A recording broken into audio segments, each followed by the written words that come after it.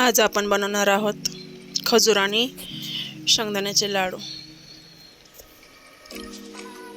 पॅनमध्ये तूप घेऊन 2 चमचे तूप आणि सोललेली खजूर टाकून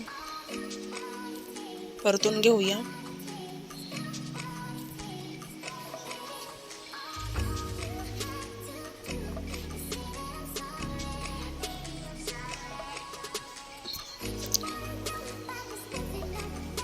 पाच मिनिटे परतून घेतल्यानंतर एकजीव होईल। साईडला आपण एका भांड्यामध्ये काढून घेऊ, थंड करून घेऊया।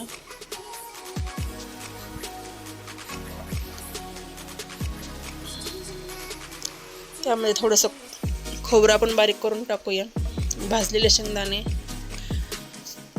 आणि गूळ एकत्र करून मिक्सरला बारीक करून टाकून घेऊ।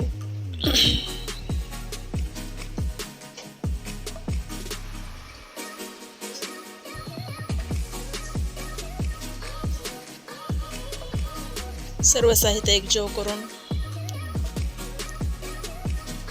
लाडू बांधून घेऊया आपण।